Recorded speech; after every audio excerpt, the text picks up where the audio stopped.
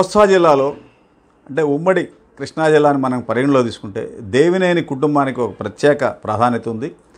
అంటే తెలుగుదేశం పార్టీ స్థాపించిన తర్వాత దేవినేని నెహ్రూ తెలుగుదేశం పార్టీ అభ్యర్థిగా తెర మీదకి వచ్చారు. దానికి అప్పటి నుంచి అంటే 83 నుంచి 2019 వరకు జరిగినటువంటి ఎన్నికల్లో అటు ఉమ్మడి ఆంధ్రప్రదేశ్లో కానీ నవ్యాంధ్రప్రదేశ్లో కానీ దేవినేని వారసులు చట్టసభల్లో శాసనసభ్యులుగా కొనసాగుతూనే ఉన్నారు. దీనికి సంబంధించిన అంశాలు మనం ప్రధానంగా చర్చించుకుందాం. మీరు ముందుగా గంట గుర్తు మీద క్లిక్ చేసి మా ఛానల్ సబ్స్క్రైబ్ చేయవలసిందే కోరుతున్నాం. మిత్రులారా, 1983లో దేవినేని నెహ్రూ చాలా యువకుడు. అప్పట్లో ఎన్టీఆర్ యువతను ప్రోత్సహించాలనే భాగంగా కంకిపాడు అసెంబ్లీ సీట్ని దేవినేని నెహ్రూ కేటాయించారు. అప్పట్లోనే కంకిపాడులో దాసరి నాగభూషణరావు అని సిపిఐలో చాలా పెద్ద సీనియర్ లీడర్ అక్కడ గతంలో శాసనసభ్యుడిగా కొనసాగారు. ఆయన మీద నెహ్రూ సునాయాసంగా గెలుపొందారు. ఆ తర్వాత జరిగిన పరిణామాల్లో నాదెండ్ల భాస్కర్ ఎపిసోడ్లో నెహ్రూ స్ట్రాంగ్గా ఎన్టీఆర్కి మద్దతుగా స్ట్రాంగ్గా కొనసాగాడు. అలా దేవినేని ప్రస్థానం కొనసాగింది. 83లో గెలుపొందారు, 85లో గెలుపొందారు, 89లో కాంగ్రెస్ గాల్లో కూడా ఆయన శాసనసభ్యుడిగా తిరిగి తన స్థానాన్ని నిలబెట్టుకున్నాడు. ఆ తర్వాత జరిగినటువంటి రకరకాల పరిణామాల నేపథ్యంలో 94లో కూడా తిరిగి దేవినేని నెహ్రూ కంకిపాడు నుంచి వరుసగా 94 వరకు 4 సార్లు తెలుగుదేశం అభ్యర్థిగా గెలుపొందారు. 94 తర్వాత అంటే 94 అసెంబ్లీ ఎన్నికల్లోనే నెహ్రూ సోదరుడు వెంకటరమణ దేవినేని వెంకటరమణ కూడా పార్టీ అభ్యర్థిగా నందిగామ నుంచి తెర మీదకి వచ్చాడు. ఆయన 94లో నెహ్రూతో పాటు రమణ కూడా శాసనసభ్యుడు గారు. నెహ్రూ కంకిపాడు నుంచి గెలుపొందితే రమణ నందిగామ నుంచి శాసనసభ్యుడిగా ఎన్నికయ్యారు. ఆ 94లో ఎన్టీఆర్ క్యాబినెట్లో దేవినేని నెహ్రూ మంత్రిగా బాధ్యతలు స్వీకరించారు. లక్ష్మీపార్వతి తర్వాత ఇటు చంద్రబాబు పార్టీ చీలిక సమయంలో 95లో నెహ్రూ ఎన్టీఆర్ని అంటిపెట్టుకొని ఉన్నాడు. రమణ చంద్రబాబు వైపు వచ్చారు. దీంతో ఆ సందర్భంగా నెహ్రూ మంత్రి పదవి కోల్పోవడం, ఆ తర్వాత రమణ ఆ స్థానాన్ని భర్తీ చేశాడు. దేవినేని రమణ చంద్రబాబు క్యాబినెట్లో మంత్రిగా కొనసాగారు. ఇలా రకరకాల నేపథ్యంలో రాజకీయాలు కొనసాగుతూ ఉన్న దశలో 99 ఎన్నికల ముందు రమణ రైలు ప్రమాదంలో చనిపోవటం, ఆ తర్వాత జరిగిన పరిణామాల్లో రమణ వారసుడిగా దేవినేని ఉమామహేశ్వరరావు 99లో తెర మీదకి వచ్చాడు. 94లో ఎన్టీఆర్ క్యాబినెట్లో కొనసాగిన నెహ్రూ పార్టీ చీలిక సందర్భంలో లక్ష్మీపార్వతి వర్గం వైపు ఉండడంతో చంద్రబాబుకి దూరం అయ్యారు. ఆ తర్వాత జరిగిన పరిణామాల్లో ఆయన 96లో విజయవాడ లోక్సభకు లక్ష్మీపార్వతి వర్గం తరఫున పోటీ చేశాడు. ఎంపీగా పోటీ చేసి ఓడిపోయాడు. ఆ తర్వాత జరిగిన పరిణామాల్లో ఆయన కాంగ్రెస్లో చేరాడు. కాంగ్రెస్లో చేరిన తర్వాత 99లో కాంగ్రెస్ అభ్యర్థిగా కంకిపాడు నుంచి పోటీ చేసి తెలుగుదేశం అభ్యర్థి మీద ఓడిపోయిన తర్వాత అలా కాంగ్రెస్లోనే కాంగ్రెస్లోనే కొనసాగుతూ 2009లో రాజశేఖర రెడ్డి పీసీసీ అధ్యక్షుడిగా ఉన్న సమయంలో కాంగ్రెస్ అభ్యర్థిగా కొనసాగడంతో రాజశేఖర రెడ్డితో సన్నిహిత సంబంధాలు కొనసాగించారు.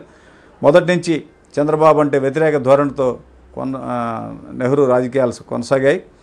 2004లో జరిగిన ఎన్నికల్లో నెహ్రూ కాంగ్రెస్ అభ్యర్థిగా ఎన్నికైతే సోదరుడు ఉమామహేశ్వరరావు టీడీపీ అభ్యర్థిగా గెలుపొందారు. 99, 2004లో ఆయన నందిగామ నుంచి ఎమ్మెల్యేగా గెలుపొందారు. ఇలా నెహ్రూ 2004లో గెలుపొందిన తర్వాత 2009లో నియోజకవర్గాల పునర్విభజన సందర్భంగా కంకిపాడు నియోజకవర్గం రద్దయింది. ఇటు నందిగామ నియోజకవర్గం ఎస్సీలకు రిజర్వ్ అయింది. దీంతో దేవినేని సోదరులు ఇద్దరు నియోజకవర్గాలను ఎదుర్కోవాల్సి వచ్చింది. ఆ నేపథ్యంలో విజయవాడ నెహ్రూ కాంగ్రెస్ అభ్యర్థిగా రంగంలో ఉన్నాడు. అదేవిధంగా దేవినేని ఉమా నందిగామ నుంచి మైలవరం మైగ్రేషన్ అయ్యారు. 2009లో జరిగినటువంటి ఎన్నికల్లో అనూహ్యంగా నెహ్రూ ఓడిపోయాడు.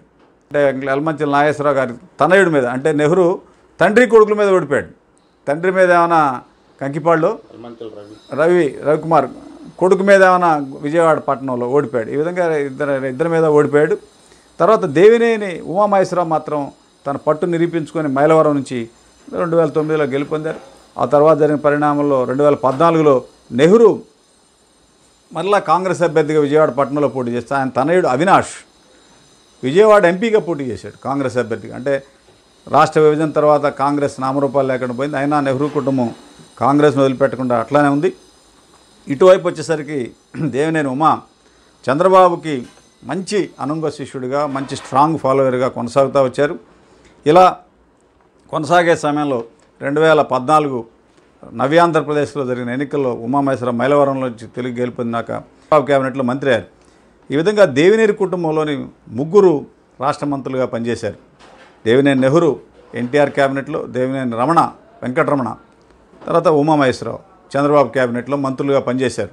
అలా దేవినేని కుటుంబం 83 నుంచి 2014 వరకు అప్రతిహాతంగా ఉమ్మడి రాష్ట్రంలో, తర్వాత నవ్యాంధ్రప్రదేశ్లో వాళ్ళ ప్రాతినిధ్యం వహించింది. ఊహించని విధంగా 2019 దేవినేని కుటుంబానికి ఒక గుర్తుండిపోయే విధంగా అప్పట్లో 19 తండ్రి కొడుకులుగా మనం పరిగణిస్తే ఉమామహేశ్వరరావు మైలవరంలో ఓడిపోతే దేవినేని నెహ్రూ కుమారుడు అవినాష్, అంటే నెహ్రూ కుమారుడు అవినాష్లు చంద్రబాబు ముఖ్యమంత్రి అయిన తర్వాత పట్టిసీమ పథకం సక్సెస్ అయిన తర్వాత నెహ్రూ స్వచ్ఛందంగా తెలుగుదేశంలో చేరారు. తండ్రి కొడుకులు తెలుగుదేశంలో చేరడం, ఆ తర్వాత ఆయన తెలుగుదేశం పార్టీలో ఉంటూనే చనిపోయాడు నెహ్రూ. అంత్యక్రియలకు చంద్రబాబు హాజరయ్యారు. తెలుగుదేశం పార్టీ జెండా ఆయన మృతదేహం మీద కప్పి అంత్యక్రియలు చేశారు. అలా సాగిన దశలో కుమారుడు దేవినేని నెహ్రూ వారసుడికి అవకాశం కల్పించాలనే ధ్యేయంతో చంద్రబాబు 2019లో దేవినేని అవినాష్ను తీసుకెళ్ళి గుడివాడలో అప్పటికే అటువంటి రావి వెంకటేశ్వరరావు, రావి శోభనాద్రి కుటుంబాన్ని పక్కన పెట్టి అవినాష్కి అవకాశం కల్పించారు. ఆ ఎన్నికల్లో ఇటు ఉమా, అవినాష్ ఇద్దరు ఓడిపోవడంతో 2019 అసెంబ్లీ ఎన్నికల్లో వాళ్ళ ప్రాతినిధ్యం లేకుండా పోయింది. తర్వాత జరిగిన పరిణామాల్లో అవినాష్ వైకాపాలో చేరటం, ఆ తర్వాత నెహ్రూ వారసుడిగా అవినాష్ అటు కొనసాగుతూ ఉంటే చంద్రబాబు ఫాలోయర్గా తెలుగుదేశం పార్టీ అని మేము దేవినేని కుటుంబం ఎప్పుడు తెలుగుదేశంలో ఉంటుంది అనే దిశగా ఉమామహేశ్వరరావు కొనసాగారు. ఇలా ఇద్దరు చెరో పార్టీలో ఉన్నారు. గతంలో కూడా నెహ్రూ కాంగ్రెస్లో ఉంటే ఉమామహేశ్వరరావు తెలుగుదేశంలో ఉన్నారు. ఇలా ప్యారలల్ కొనసాగుతుంది. వచ్చే ఎన్నికల్లో ఇప్పుడు అవినాష్ విజయవాడ పట్టణంలో వైకాపా అభ్యర్థిగా బరిలోకి రాబోతున్నారు. ఇలా జరుగుతున్న పరిణామాల నేపథ్యంలో ఇప్పుడు అసలు దేవినేని ఉమామహేశ్వరరావుకి సీటు వస్తుందా రాదా? ఇప్పుడు అవినాష్ వైసీపీ తరఫున పోటీ చేస్తున్నాడు. వీళ్ళిద్దరిలో అది ఎవరైనా గెలుపొంది మరలా 2024 నవ్యాంధ్రప్రదేశ్ అసెంబ్లీలో దేవినేని వారసత్వం కొనసాగుతుందా లేదా అనేది $1 మిలియన్ ప్రశ్నగా ఉంది. ఇటు అవినాష్ విజయవాడ అనే పట్టణం నుంచి గెలుపొందుతారా? ప్రభుత్వ వ్యతిరేకత తీవ్రంగా కొనసాగుతుంది. ఒకవైపు 2019-24 మధ్య జరిగినటువంటి వైకాపా రౌడీజంలో విజయవాడ పరిసర ప్రాంతాల్లో సంఘ వ్యతిరేక శక్తులను ప్రోత్సహించడంలో దేవినేని అవినాష్ పాత్ర గణనీయంగా ఉంది అనేటువంటి ఇది అందరి తెర మీదకి వచ్చింది. మంగళగిరిలోని రాష్ట్ర కార్యాలయం మీద దాడి వెనక కూడా అవినాష్ పాత్ర ఉందని చెబుతున్నారు.